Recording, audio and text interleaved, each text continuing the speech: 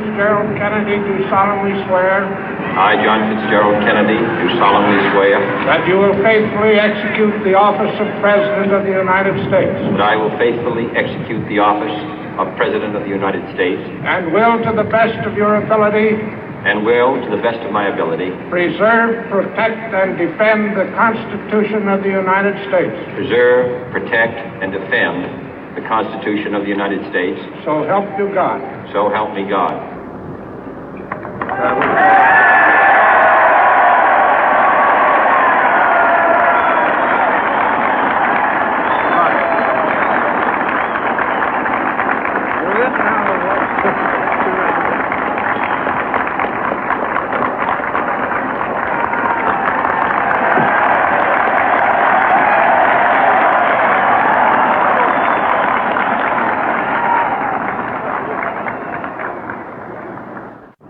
Vice President Johnson, Mr. Speaker, Mr. Chief Justice, President Eisenhower, Vice President Nixon, President Truman, Reverend clergy, fellow citizens.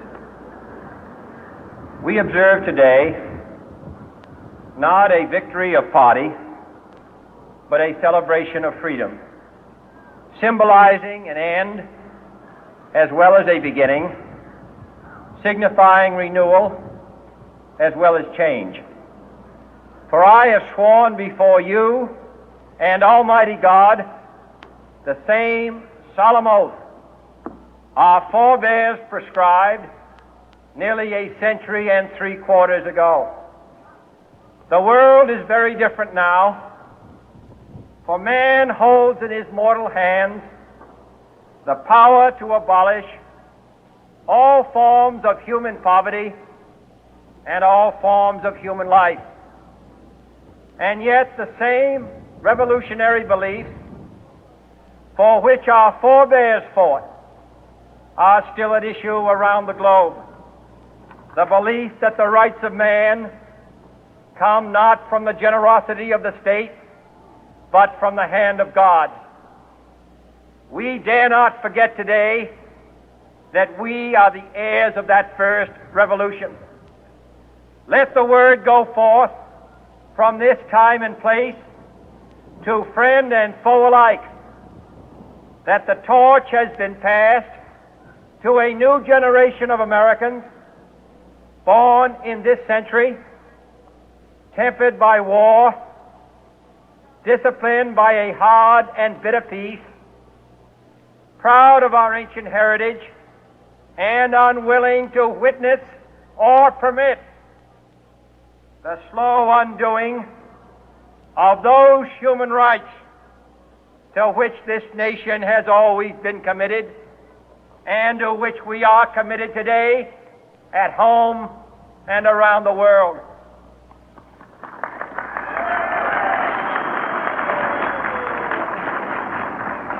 Let every nation know, whether it wishes us well or ill, that we shall pay any price, bear any burden, meet any hardship, support any friend, oppose any foe to assure the survival and the success of liberty.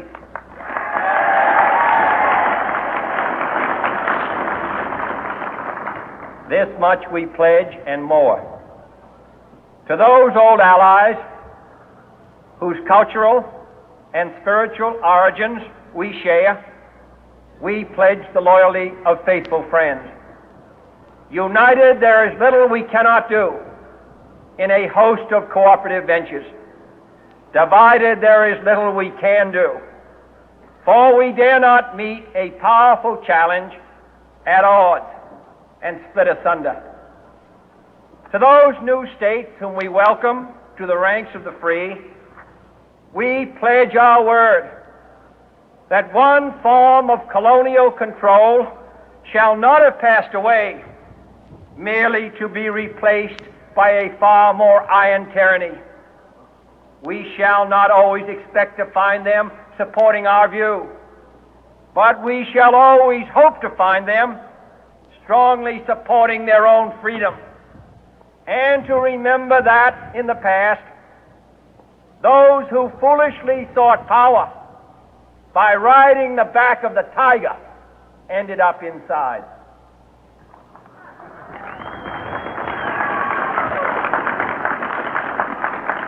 To those people in the huts and villages of half the globe struggling to break the bonds of mass misery, we pledge our best efforts to help them help themselves for whatever period is required, not because the communists may be doing it, not because we seek their votes, but because it is right. If a free society cannot help the many who are poor, it cannot save the few who are rich.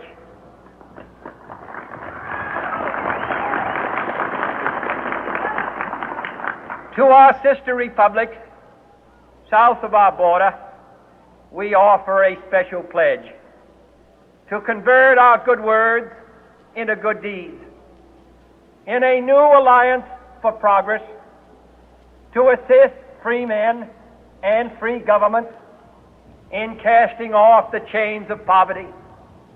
But this peaceful revolution of hope cannot become the prey of hostile powers. Let all our neighbors know that we shall join with them to oppose aggression or subversion anywhere in the Americas. And let every other power know that this hemisphere intends to remain the master of its own house.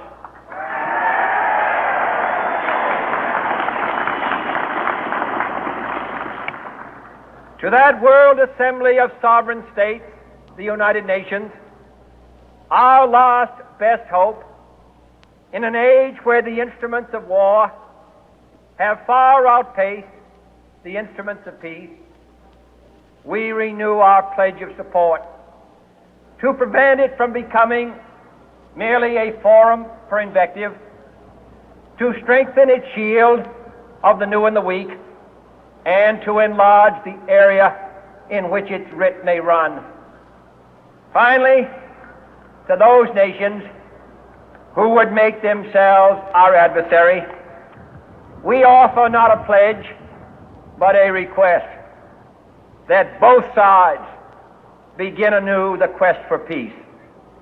Before the dark powers of destruction, unleashed by science, engulf all humanity in planned or accidental self-destruction, we dare not tempt them with weakness, for only when our arms are sufficient beyond doubt can we be certain beyond doubt that they will never be employed.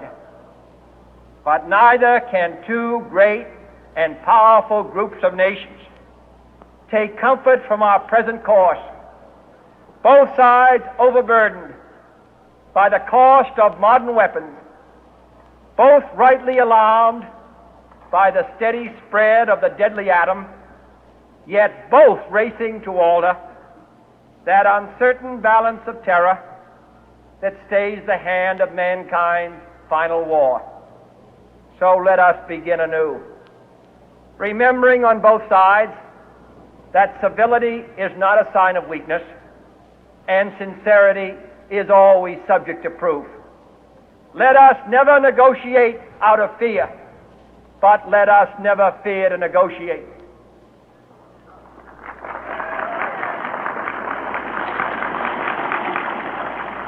Let both sides explore what problems unite us, instead of belaboring those problems which divide us.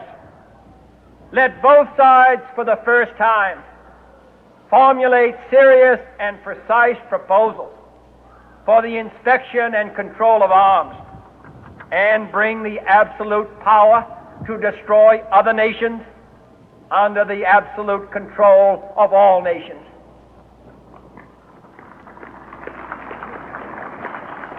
Let both sides seek to invoke the wonders of science instead of its terrors. Together let us explore the stars, conquer the deserts, eradicate disease, tap the ocean depth, and encourage the arts and commerce. Let both sides unite to heed in all corners of the earth the command of Isaiah to undo the heavy burden and let the oppressed go free. And if a beachhead of cooperation may push back the jungle of suspicion, let both sides join in creating a new endeavor, not a new balance of power, but a new world of law, where the strong are just and the weak secure and the peace preserved.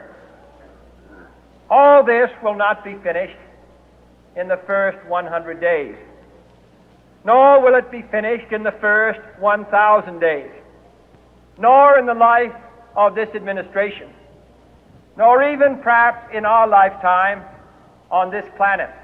But let us begin.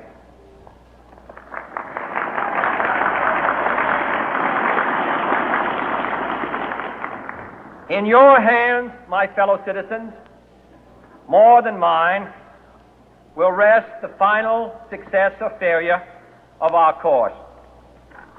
Since this country was founded, each generation of Americans has been summoned to give testimony to its national loyalty. The graves of young Americans who answered the call to service surround the globe. Now the trumpet summons us again, not as a call to bear arms, though arms we need, not as a call to battle, though in battle we are, but a call to bear the burden of a long twilight struggle, year in and year out, rejoicing in hope, patient in tribulation, a struggle against the common enemies of man, tyranny, poverty, disease, and war itself. Can we forge against these enemies a grand and global alliance, north and south, east and west, that can assure a more fruitful life for all mankind? Will you join in that historic effort?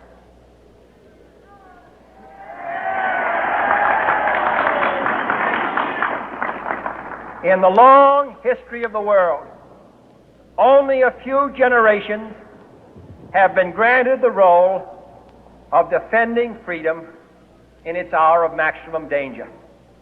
I do not shrink from this responsibility. I welcome it.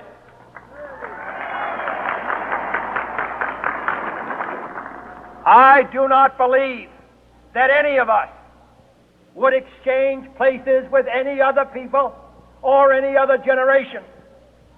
The energy, the faith, the devotion which we bring to this endeavor will light our country and all who serve it. And the glow from that fire can truly light the world. And so, my fellow Americans, ask not what your country can do for you. Ask what you can do for your country.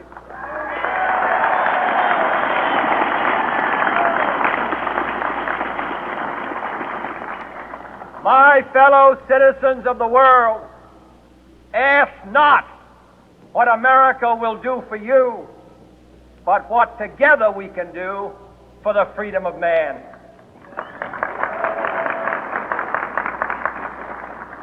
Finally, whether you are citizens of America or citizens of the world, ask of us here the same high standards of strength and sacrifice which we ask of you. With a good conscience, our only sure reward, with history the final judge of our deeds, let us go forth to lead the land we love, asking His blessing and His help, but knowing that here on earth God's work must truly be our own.